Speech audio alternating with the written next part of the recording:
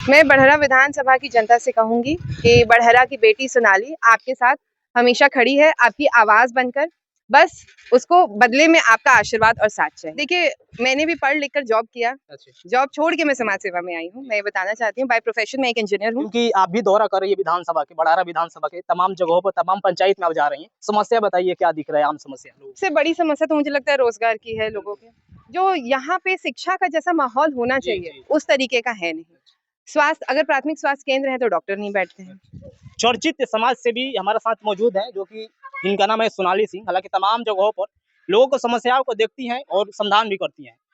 बहुत बहुत स्वागत है पहले आपको, क्योंकि बखोरापुर में पहली बार आपको यहाँ पर आगमन हुआ। बहुत बहुत धन्यवाद, और आप लोग का भी धन्यवाद मुझे यहाँ बुलाने के लिए, आमंत्रित करने के लिए।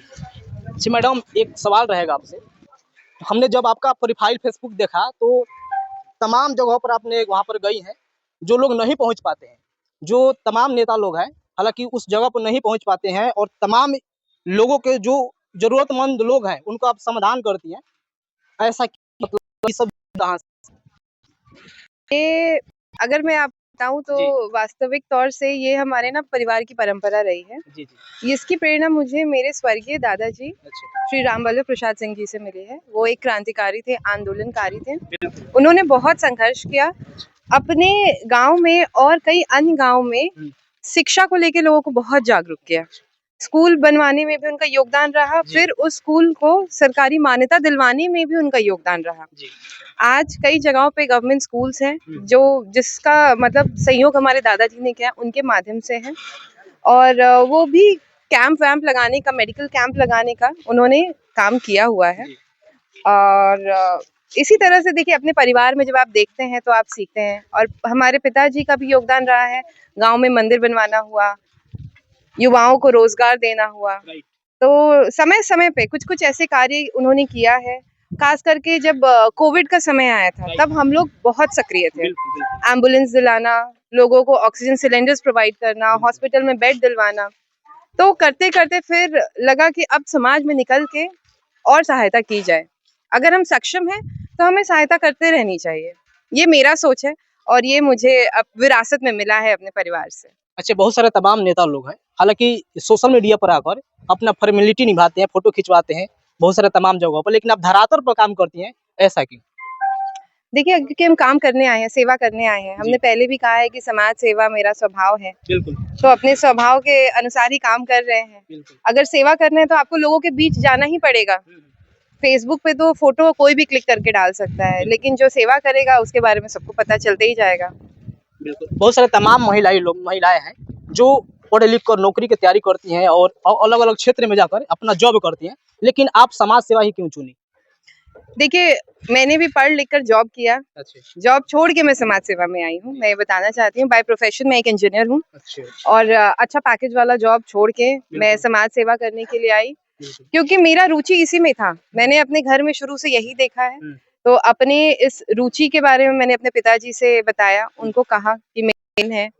उन्होंने मुझे सहयोग किया, हमारे हस्बैंड ने भी सहयोग किया, ससुराल वालों ने भी हमें सहयोग किया, तो हम निकल पड़े। अच्छा, क्या चुनाव का माहौल है? हालांकि तमाम पार्टी हैं, बीजेपी है और आरजेडी है, आप किस पार्टी में ज्वाइन करनी चाहिए?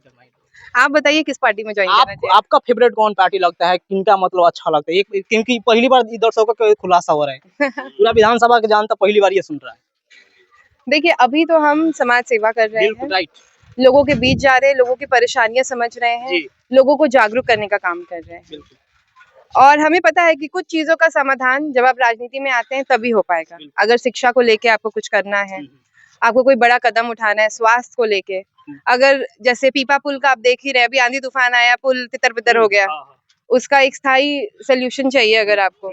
या सड़क बन रही है लेकिन अभी भी बहुत जगह पे सड़कें नहीं बनी हैं। तो ये सारी जो समस्याएं हैं उनका समाधान कैसे होगा? बताइए, आप बताइए कैसे होगा? राजनीति में जाने पे ही होगा। तो आगे हम इस पे विचार करेंगे और हम उसी पार्टी के साथ जाना चाहेंगे जो अगले पिछड़ों के बारे में सोचे, जो सबको साथ लेके चलने के बारे में सोचे, और सिर्फ बोले नहीं बल्कि करे, क्योंकि हम यहाँ करने के लिए आए हैं, बोलने के लिए नहीं आए हैं।